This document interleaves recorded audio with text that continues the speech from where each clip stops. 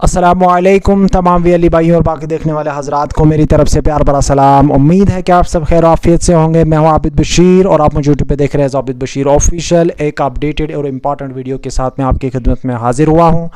आज का जो मेरा टॉपिक है वो है लेबर कार्ड स्कॉलरशिप के लिए जो Jammu and Kashmir with in Jammu and Kashmir range हम बात करेंगे जो जे एंड के लेबर स्कॉलरशिप है, ठीक है। इसके लिए हम बात करेंगे। तो अगर हम यहाँ इस साइड में आएंगे तो यहाँ पे मैंने लिख के रखा है कि इस वाले वीडियो में जो पॉइंट्स में डिस्कस करने वाला हूँ वो है जो न्यू अपडेट आई है, न्यू अपडेट्स जो लेबर कार्ड वेबसाइट पे हमें देखने को मिली है JKBOCW में। और उसके अलावा जो लेबर कार्ड के अंदर जो भी कैंडिडेट्स हैं जिनके पास एग्जिस्टिंग लेबर कार्ड अप्रूव्ड है तो उनके लिए कुछ अपडेट है राशन कार्ड और गोल्डन कार्ड की। तो इसमें हम बात करेंगे कि कुछ इश्यूज़ है, कुछ कन्फ्यूजन है कस्टमर्स में या कुछ कन्फ्यूजन्स है जो CSC सेंटर चलाते हैं उनमें। तो वो उनके बाद उस पर मैं बात करूंगा। और कुछ इंपॉर्टेंट पॉइंट्स है जैसे मैंने यहाँ पे डूज एंड डोंट्स जो मैंने लिखा है, ठीक है। तो उसमें मैं यहाँ पे बात करूँगा कि कुछ ऐसे पॉइंट्स हैं जिनको हमें लेबर कार्ड स्कॉलरशिप जो हम भरते हैं तो उसको हम अवॉइड करेंगे। कुछ ऐसे हैं जिनको हमें फॉलो करना है। जो न्यूली लेबर कार्ड हैं, जो न्यूली अप्रूव्ड लेबर कार्ड हैं, जैसे यहाँ पे आपको दिखाई देता है, तो इसमें हम बात करेंगे कि क्या ये वाले जो लोग हैं ये भी हमें बहुत तंग करते हैं, बार बार अपना लेबर कार्ड लाते हैं, बोलते हैं कि क्या हम इस पे अप्लाई कर पाएंगे, अभी इन पे जो ये वाला स्टेटस है ये क्यों आता है, ठीक है। तो और रिन्यूअल एंड कंडीशनल रिन्यूअल जो है इसमें क्या फ़र्क है। तो इस वाले वीडियो में हम इन सारी चीज़ों को जो है अपने ध्यान में रख के आगे बढ़ेंगे, ठीक है। तो इन्हीं पॉइंट्स पे हम सबसे इम्पॉर्टेंट चीज़ जो है ये जो मेरा वीडियो है ये इन्हीं के अराउंड जो है बनेगा, ठीक। तो सबसे इम्पॉर्टेंट चीज़ जो लेबर कार्ड डिपार्टमेंट की तरफ से अपडेट आई है वो ये है कि JKBOCW ये वेबसाइट है ये अपडेट हो गई, ठीक है। अगर आप इसका जो पुराना वाला इंटरफेस देखोगे वो अब काफ़ी बेहतर हो गया है। पहले हमें बहुत सारी दिक्कत होती थी जब अगर मैं यहाँ पे बात करूँगा, मोटी मोटी बातें मैं यहाँ पे ये बोलूँगा कि जब हम किसी का लेबर कार्ड जो है उस पर मैं जब एम्प्लॉयमेंट सर्टिफिकेट जो है वो अपलोड करता था तो जैसे ही मैं अपलोड करता था, जैसे पेज रिफ्रेश हो जाता था, वो एम्प्लॉयमेंट जो सर्टिफिकेट है जो मैं PDF अपलोड करता था वो ऑटोमेटिकली गायब हो जाती थी। फिर मुझे दोबारा वहाँ पे उसको अपलोड करना पड़ता था, ठीक है। तो ये एक जो इशू है ये अभी हमें देखने को नहीं मिल रहा है, ठीक है। ये वाला जो है वो ख़त्म हो गया है। दूसरी बात जो है राशन कार्ड और गोल्डन कार्ड के रिलेटेड, अभी जब जितने भी एग्जिस्टिंग जो लेबर कार्ड होल्डर्स हैं, जितने भी एग्जिस्टिंग लेबर कार्ड जो भी एग्जिस्टिंग लेबर कार्ड होल्डर्स हैं, यहाँ पे एग्जिस्टिंग लेबर कार्ड होल्डर्स, ठीक है,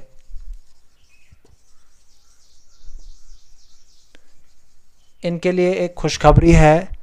जो एग्जिस्टिंग लेबर कार्ड होल्डर्स हैं इनके लिए एक खुशखबरी है, वो ये है कि जो अभी तक एग्जिस्टिंग पैकेज आता था 12th के ऊपर या 12th से नीचे, इन्होंने स्कीम को पहले ही अलग अलग करके रखा है, ठीक है। एक उन्होंने लिखा है हायर एजुकेशन, ठीक है, एक उन्होंने लिखा है हायर एजुकेशन वहाँ पे, ठीक। एक उन्होंने लिखा है स्कूल एजुकेशन, ठीक है। अगर हम इसमें देखेंगे तो यहाँ इसमें हमें 1st to 10th तक आते हैं जैसे मुझे याद है। तो यहाँ से हमें 11th से जो है अप टू नेक्स्ट, ठीक है, चाहे फिर PhD हो या वगैरह जो भी जितना जिस बंदे के पास जितनी कैपेसिटी हो वो वैसे जा सकता है। इसमें फिर वगैरह वो प्रोफेशनल्स वगैरह आते हैं। तो इसमें क्या है, इन्होंने कुछ चेंज की है। लाइक अगर अभी तक हमको जो 12th के बाद से 10,000 का अमाउंट मिलता था, ठीक है, अब इन्होंने इसको चेंज करके 15,000 कर दिया है, ठीक है। इसी तरह से अगर कोई MA करता है या PG के किसी भी कोर्स में है तो उसको 20,000 मिलेंगे, ठीक है। जहाँ पे स्कूल एजुकेशन की बात है तो वहाँ पे जो लोअर क्लास थे उनको 2500 मिलते थे, अब उनको 2800 मिलेंगे। ये अपडेट है। जिनको 4500 मिलते थे लाइक 9th वगैरह 9th 10th, उनको अब 6000 मिलेंगे। ठीक है, तो ये कुछ अपडेट इन्होंने की है। पैकेज में चेंज हुई है।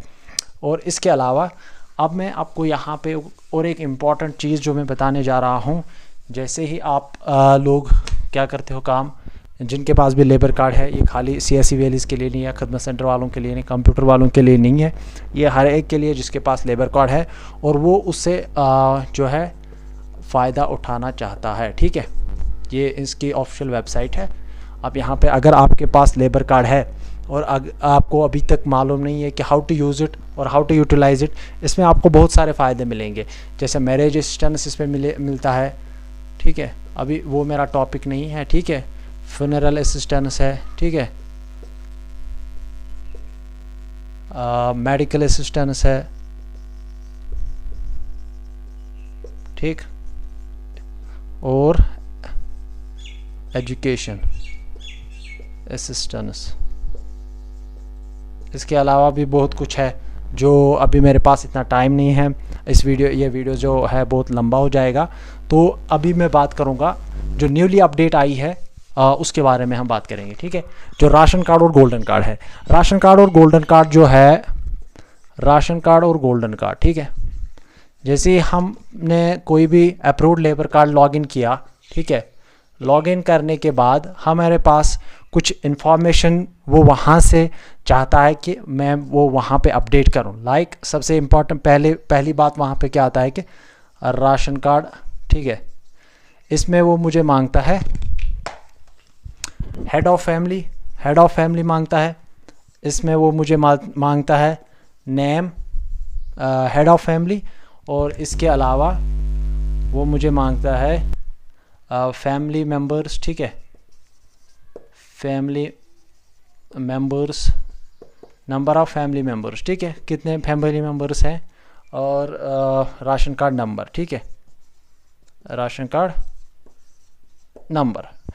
कार्ड नंबर क्या है एक्चुअली, यहाँ पे कुछ 11 डिजिट का नंबर होता है। यहाँ पे हमारे साइड में 11 डिजिट का है 01100133, और इसके बाद और 4 नंबर है लाइक 0000।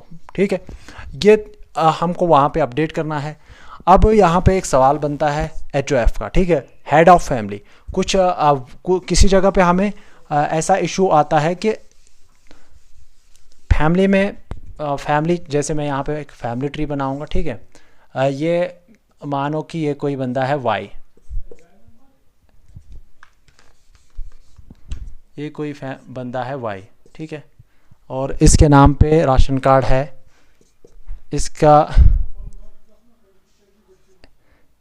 इसका एक बेटा है जिसका नाम है X। ठीक है, इस X के अपने बच्चे हैं, समझो। अब जो राशन कार्ड इस X के पास है वो इस Y का है। ठीक है, राशन कार्ड वो इस Y का है, और ये Y जो है ये डेड हो गया है, ये अभी अवेलेबल नहीं है।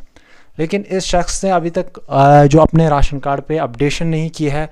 इस शख्स ने जो नाम है अपने बाप का वो वहाँ से डिलीट नहीं करवाया है और अपने नाम इस राशन कार्ड को नहीं किया है। तो अब हमें HOF जो है वो कौन रखना है, यहाँ पे हमें ऑब्वियसली X को HOF रखना है। ठीक है, तो यहाँ पे आप इस डेड वाले की बात को जो है इसको छोड़ो। यहाँ पे HOF जो है वो आप जो X है ना, जिसके पास बाप का राशन कार्ड है वो ही रखो। बाप का नाम यहाँ पे एग्जिस्ट नहीं करना, ठीक है, यहाँ पे एंटर नहीं करना है। ठीक है, अब दूसरा जो इशू था यहाँ पे राशन कार्ड के रिलेटेड वो ये था कि वहाँ पे जो जितने भी एंट्रीज़ हैं, एंट्री रेस्ट्रिक्शन थी। जब हम वहाँ पे नाम लिखते थे तो कुछ नंबर्स के बाद हम वहाँ पे रेस्ट्रिक्ट हो जाता था। लाइक अगर मैंने लिखा यहाँ से KHURSHED, ठीक है, खुर्शीद AH, फिर अगर मुझे लिखना होता था MADBHAT, लाइक ऐसा, तो मैं वहाँ पे HMAD ये वाला तो मैं वहाँ पे बिल्कुल भी एंटर नहीं कर पा रहा था, क्योंकि वहाँ पे कुछ एंट्री रेस्ट्रिक्शन थी। अभी वो वाला जो इशू है वो वाला भी क्लियर हो गया है। ठीक है, अब इसके अलावा जो है गोल्डन गोल्डन कार्ड भी हमें जो लेबर कार्ड ओनर होगा उसी का अपलोड करना है। वहाँ पे जो गोल्डन कार्ड पे नीचे यहाँ पे कुछ 11 डिजिट का नंबर दिया होता है, वो या तो P से स्टार्ट होता है, या अगर हम नए वाले गोल्डन कार्ड में वो कुछ M से स्टार्ट होता है, ठीक है। वो वहाँ पे देने हैं और उनको अपडेट करना है। सक्सेसफुली अपडेशन के बाद आप आगे बढ़ सकते हैं स्कीम की तरफ, ठीक है। स्कीम के लिए अब कौन अप्लाई कर पाएगा? स्कीम के लिए अब वही अप्लाई कर पाएगा जिसका जो लेबर कार्ड है वो एक्टिव होगा, जिसने उसको टाइम पे रिन्यू किया होगा, उस पर कोई रिन्यूअल फीस जो है वो पेंडिंग ना हो।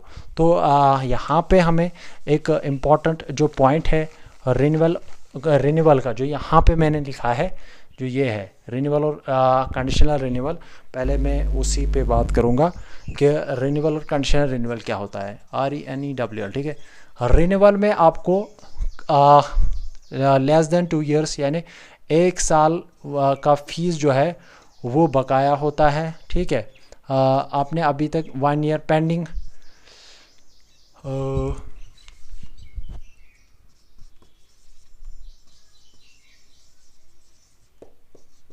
एक साल के लिए 1 साल का जो फ़ी होता है वो यहाँ पे आपको पेंडिंग होता है।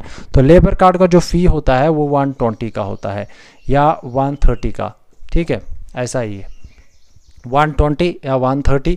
और उसमें जो जो चार्ज लगते हैं आपको वो कैसे भरना है उस पर भी हम बात करेंगे कि वो कैसे भरना है आपको। उसके लिए आपको जब हम पहली बार कभी हम एक्साइटेड होते हैं जब हम लेबर कार्ड के फ़ायदे सुनते हैं, तो फिर हम लेबर कार्ड के लिए अप्लाई करने जाते हैं। लेबर कार्ड हमारा बन जाता है, फिर हमें पता नहीं रहता है कि इसका रिन्यूअल डेट कब है, क्या हमने इसको टाइम पे रिन्यू किया है या नहीं किया है। तो इसलिए वो अगर 1-2 साल से ज़्यादा हो गया, 2 ईयर, ठीक है, तो वो कंडीशनल रिन्यूअल में आता है, ठीक है। वो वहाँ पे एक और ऑप्शन है TIONL, कंडीशनल रिन्यूअल में आता है, ठीक है। इसको हम कंडीशनल रिन्यूअल बोलते हैं। जो 2 साल से ज़्यादा पेंडिंग फ़ी होती है हमें, वहाँ पे हमें कंडीशनल रिन्यूअल का ऑप्शन मिलता है, वहाँ से जाके हम इस फ़ी को क्लियर कर सकते हैं। अब उसके लिए हमारे पास एक एम्प्लॉयमेंट सर्टिफिकेट लगती है, जो आपको किसी भी एम्प्लॉयमेंट सर्टिफिकेट, ठीक है, इस पे आपको 90 डेज़ लिखवा के लाने होते हैं लास्ट ईयर में ईयर वर्क, ठीक है, 90 डेज़ लास्ट ईयर वर्क। तो ये आपको कहाँ से मिल सकती है? ये सर्टिफिकेट किसी भी कंप्यूटर शॉप से आपको ये मिल जाएगी। और इसके अलावा अब इसको कहाँ से आप अटेस्ट कर पाओगे, ठीक है। इस 90 डे वाले सर्टिफिकेट को आप कहाँ से अटेस्ट कर पाओगे? जो PMGSY है, ठीक है, PMGSY प्रधानमंत्री ग्रामीण सड़क योजना, ठीक है। अगर इनका कोई अच्छा सा कॉन्ट्रैक्टर है, जो CONTRAC कॉन्ट्रैक्टर है जो JKBOCW पे रजिस्टर्ड है, ठीक है, ऐसा समझ, जो JKBOCW पे रजिस्टर्ड है वो आपको लिख के देगा अगर आप उसके साथ काम करते हो। अगर आप उसके साथ काम करते हो वो 90 डेज़ आपको लिख के देगा। और वो वहाँ पे एस्टैब्लिशमेंट कहाँ पे है, ये बंदा हमारे साथ कहाँ पे काम करता है, वो भी लिख के देगा। लाइक अगर कोई बंदा त्राल से किसी जगह पे, मानो PMGSY का प्रोजेक्ट है, इसको लेके जाना है, ये काम जो है, प्रोजेक्ट जो है, ये त्राल से आरीपल की तरफ जा रहा है, ठीक है, आरीपल की तरफ जा रहा है। तो इसमें वो क्या लिखेगा कि ये शख्स जो है ये त्राल से आरीपल तक मेरे साथ काम पे था, इसने वहाँ पे 90 डेज़। अब ये क्या काम था? ये हो सकता है ड्रेनेज सिस्टम का था, ठीक है, ये हो सकता है ये अपग्रेडेशन ऑफ रोड है, ठीक है, वगैरह जो भी है। तो मैं आपको समझाने की कोशिश कर रहा हूँ कि आपके पास जब आप ये वीडियो ख़त्म करोगे तो आपके पास कोई कन्फ्यूजन नहीं रहना चाहिए, इसीलिए मैं इतनी डिटेल में आपको ये समझा रहा हूँ, ठीक है। एक होता है PMGSY, ठीक है, PMGSY के कॉन्ट्रैक्टर से अगर आपने ये एम्प्लॉयमेंट सर्टिफिकेट जो है ये इस पे सील या इसको अटेस्ट करवाया, तो अब आपको इसी के दफ्तर में जाना है AEE के पास, ठीक है, AEE के पास जाना है। वो आपको जो एम्प्लॉयमेंट सर्टिफिकेट है वो भी आपको इसे अटेस्ट करके देगा। और इसके बाद हमें इसे अपलोड करना है JKBOCW की वेबसाइट पे, ठीक है, जहाँ पे आपका जो लेबर कार्ड है वो रजिस्टर्ड होगा। ठीक है, ये आपका लेबर कार्ड जो है वो इस वाली वेबसाइट पे रजिस्टर होगा और इसी पे आपको ये अपना लेबर कार्ड जो है अपलोड करना है। अब इसमें और कोई दिक्कत नहीं है। इसके बाद it will take some time, ठीक है, it will take 7 to 10 days, 7 to 10 days in approval. ठीक है, इसको अप्रूव होने में 7 से 10 दिन हो सकते हैं, 10 दिन लग सकते हैं। हो सकता है कि अगर इस पे डेट वगैरह सही नहीं होगा या अगर इस पे जो इंफॉर्मेशन फिलअप की है वो सही नहीं है तो हो सकता है कि ये जो हमने फॉर्म वहाँ पे अपलोड किया, सर्टिफिकेट अपलोड किया, उसको रिजेक्शन भी मिल सकती है। ठीक है, ये वहाँ से रिवोट भी आ सकता है, रिवोट भी हो सकता है। ये कंडीशन भी रखनी ज़रूरी है। फिर आप कहोगे कि आपने ये नहीं बताया था। ठीक है, अब अगर हमारे पास अब हमारा जो ये सारा सिस्टम एम्प्लॉयमेंट सर्टिफिकेट हमने अपलोड कर दिया, हमारा जो लेबर कार्ड है उस पर हमने फ़ीस भर दिया है, ठीक है, अप्रूवल के बाद। तो अब हम क्या करेंगे काम, अब जो ये एग्जिस्टिंग लेबर कार्ड है, ठीक है, ये नया लेबर कार्ड नहीं, एग्जिस्टिंग लेबर कार्ड है। अब वहाँ पे हमें आज 224-25 की एक स्कीम मिलती है, 224-25 की एक स्कॉलरशिप स्कीम मिल रही है,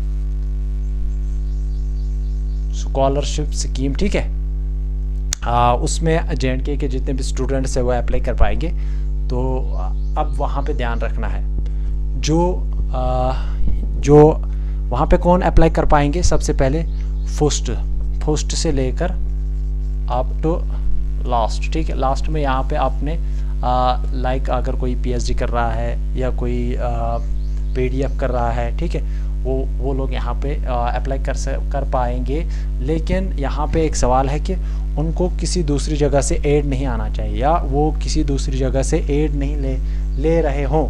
मतलब अगर उनको किसी और जगह से स्कॉलरशिप आ रहा है, सेंट्रल या स्टेट गवर्नमेंट से, तो वो यहाँ पे एलिजिबल नहीं है। ठीक है, अब यहाँ पे हमको जो मिनिमम क्राइटेरिया है वो है फर्स्ट। ठीक है, फर्स्ट वाले स्टूडेंट के लिए आपको मार्क्स कार्ड की ज़रूरत नहीं है। ठीक है, नो मार्क्स कार्ड। ठीक है, फर्स्ट वाले स्टूडेंट के लिए यहाँ पे आपको बोनाफाइड होनी ज़रूरी है।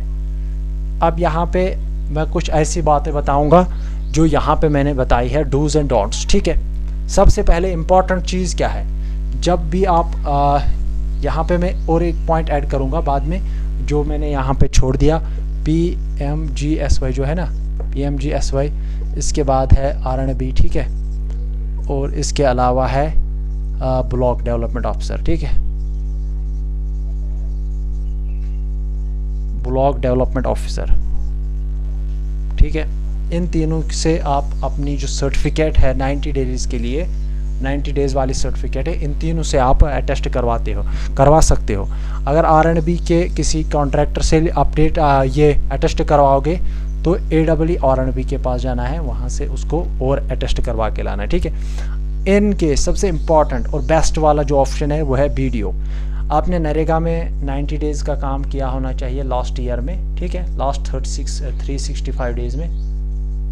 ठीक है, लाइक 223-24 में जिसने 90 डेज़ का काम किया होगा न MG नरेगा के। ठीक है, ठीक है, MGN यानी MG नरेगा का काम किया होगा, उसको BDO साहब जो है वो बिना किसी इशू के एम्प्लॉयमेंट सर्टिफिकेट जो है वो प्रोवाइड करेगा। ठीक है, ये तीन चीज़ें। अभी हम अपने मेन टॉपिक में वापस आते हैं। जो स्कॉलरशिप स्कीम है 224-25 की, इसमें हमें क्या करना है काम, बोनाफाइड का ध्यान रखना है। ठीक है, बोनाफाइड। ठीक, बोनाफाइड में क्या ध्यान रखना है, एक रखना है डिस्पैच का, डिस्पैच नंबर। ठीक है, इसके अलावा इसमें रखना है कॉन्टैक्ट डिटेल्स, कॉन्टैक्ट डिटेल्स जो स्कूल की हैं। ठीक है, अगर आपके पास ये सर्टिफिकेट अवेलेबल नहीं होगी तो आप मैं जो अपने वीडियो के नीचे डिस्क्रिप्शन बॉक्स में अपना अपने ग्रुप की लिंक दे दूंगा, वहाँ पे आके मुझे आप रिक्वेस्ट करना, मैं ग्रुप में आपके साथ शेयर कर दूंगा, ठीक है। या इंस्टाग्राम पे आप मुझे जो है फॉलो कर सकते हैं, इंस्टाग्राम आईडी वगैरह मैंने दी रखी है। डिस्पैच नंबर ये बोनाफाइड में इम्पॉर्टेंट है। कॉन्टैक्ट डिटेल्स ऑफ स्कूल, ठीक है, ये इम्पॉर्टेंट है। रजिस्ट्रेशन नंबर जो है स्कूल का, ये इम्पॉर्टेंट है, रजिस्ट्रेशन नंबर ऑफ स्कूल, ठीक है, ये इम्पॉर्टेंट है। और इसके अलावा seal and signature head of institute, ठीक है, इसकी ये 4 चीज़ें जो है ये इसमें ये जो 4 चीज़ें हैं, सील एंड सिग्नेचर, ठीक है, registration number of school, contact details of school, dispatch number, और इसके बाद और एक इम्पॉर्टेंट चीज़ जो है, जो फोटोग्राफ हम उस पर रखाएंगे, पासपोर्ट साइज़ पीपी साइज़ जो है, ठीक है, फोटोग्राफ, इसको भी हमें अटेस्ट करके रखना है, सील एंड सिग्नेचर, सील या सिग्नेचर, ठीक है। बेटर रहेगा कि सील डाल के वो जो फ़ोटो हम उस पर लगाएंगे सर्टिफिकेट पे, सर्टिफिकेट बोनाफाइड जो है वो आपको कंप्यूटर शॉप, खिदमत सेंटर, सीएससी वगैरह जो भी आप कहो, जो भी आप कह रहे होंगे वहाँ से मिल जाएगी, ठीक है।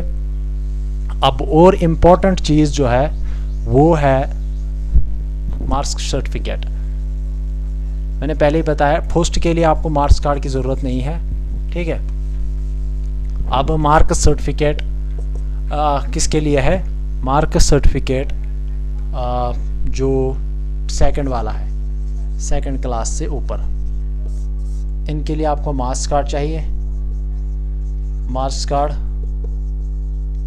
बोनाफाइड, ठीक है।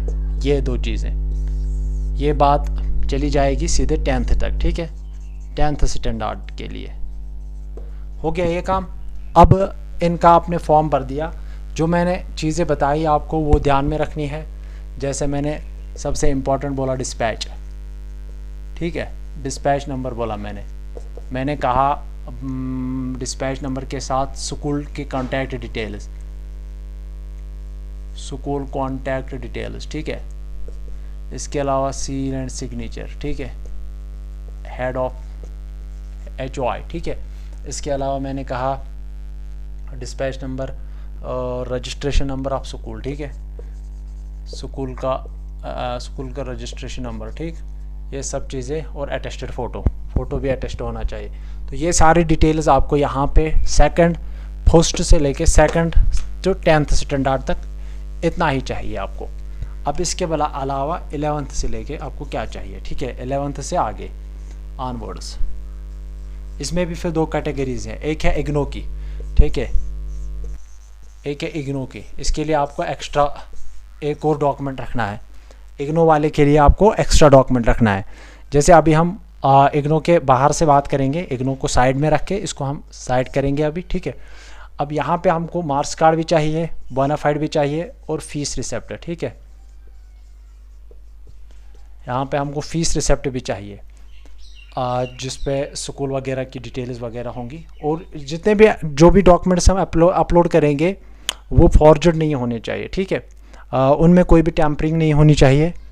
और उसमें हमें ध्यान रखना है कि अगर स्कूल वाले ही आपको टैम्पर करके भेजेंगे उसको वापस कर देना है, रिजेक्ट कर देना है।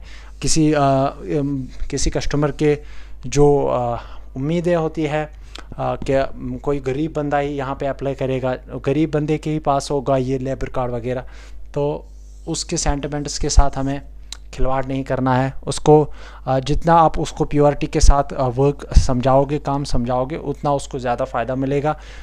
जितना हो सके कि 99.9% आपको कोशिश करनी है कि जो डिटेल्स है वो मैं पहले ही अटैम्प्ट में जो सही अपलोड करूं, सही फिलअप करूं, ताकि जो अप्रूवल के चांसेस हैं वो मैक्सिमम रहे, ठीक है, वो मैक्सिमम रहे। अब अगर मैं चाहूँ तो मैं यहाँ पे जैसे लास्ट ईयर की मैं इसके बाद बात करूँगा, मैं यहाँ पे लिख के रखूँगा लास्ट ईयर, ठीक है, फिर मैं आपको थोड़ा समझा पाऊँगा कि क्या इशू होता था। तो इनके लिए आपको marks card 11th and onwards, marks card, bonafide और फीस रिसिप्ट, ठीक है, ये वो है जो रेगुलर बेस्ड है, ठीक है, रेगुलर, ठीक है। अब इसके अलावा जब ये वाला काम हो गया ना, अब हम आएंगे इग्नो पे। ठीक है, इग्नो वाले जो है ये डिस्टेंस है। ठीक है, इग्नो यानी डिस्टेंस वाले। अगर जो बाकी कोई डिस्टेंस वाला होगा तो उसमें भी चांसेस है कि वो किसी जगह पे एम्प्लॉय हो सकता है, वो किसी जगह पे काम कर रहा होगा, ऐसी गुंजाइश हो सकती है, ऐसा चांस हो सकता है। तो इसके लिए इन्हें एक प्रूफ देना होता है जिसको हम कहते हैं नॉन एम्प्लॉयमेंट सर्टिफिकेट फ्रॉम तहसीलदार। ठीक है, ये हमें कहाँ से मिलती है? तहसीलदार से मिलती है। ठीक है, ये वाली जो सर्टिफिकेट है ये हमें नॉन एम्प्लॉयमेंट सर्टिफिकेट फ्रॉम तहसीलदार, इसको हासिल करना है। और इसके लिए मैंने वीडियो डाला है वेबसाइट पे या अपनी यूट्यूब चैनल पे, आप वहाँ पे जाकर देख सकते हैं कि इसको कैसे अप्लाई करना है। जन सुगम का पोर्टल है, पहले इसी का मैं क्लियर करूँगा और उसके बाद हम आगे जाएंगे। ठीक है, ये इग्नो की बात या डिस्टेंस की बात कर रहा हूँ मैं कि इनको मार्क्स कार्ड के अलावा क्या क्या चाहिए। ठीक है, मैं यहाँ पे दोबारा से लिखूँगा मार्क्स कार्ड। ठीक है, प्रीवियस ईयर है ये। ठीक है, मार्क्स कार्ड और इसके अलावा है बोनाफाइड। ठीक है, इसके अलावा है marks card, bonafide, fees receipt, receipts, और इसके अलावा रहता है हमारे पास नॉन EMP एम्प्लॉयमेंट सर्टिफिकेट। ये हो गया हमारा काम। अब इस नॉन एम्प्लॉयमेंट सर्टिफिकेट के लिए हमें जाना है जन सुगम पे, वहाँ पे सर्च करना है नॉन एम्प्लॉयमेंट। ठीक है, वहाँ पे निकलेगा डिटेल्स, उस वहाँ पे वो डिटेल्स फिल करनी है जो भी स्टूडेंट है उसके नाम पे ना। आधार कार्ड वहाँ पे मांगेगा। ठीक है, अपलोड करने के लिए। इसके अलावा वहाँ पे हमें अपलोड करना है रिपोर्ट, नंबरदार चौकीदार का। हाँ,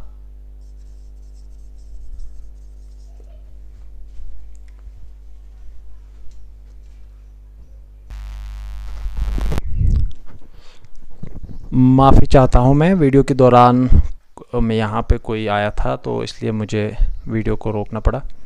अभी मेरा डस्टर वहाँ पे ही रह गया।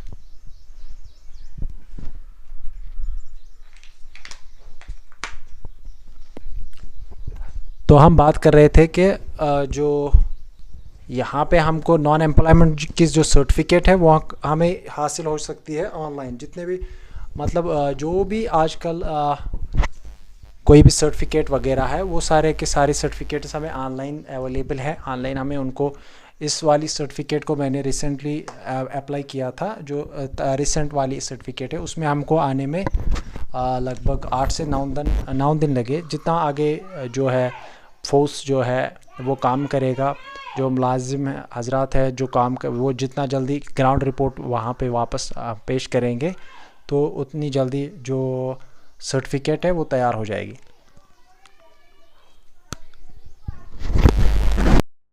आगे मैं बात करने जा रहा हूँ, आगे जो मैं बात करने जा रहा हूँ वो है न्यूली अप्रूव्ड कार्ड्स। ठीक है, अभी सॉरी जो बाहर से कुछ आवाज़ें आ रही हैं उनके लिए मैं माजरत चाहता हूँ। उम्मीद है कि इस वाले वीडियो को देखकर, थोड़ा सा लंबा वीडियो है,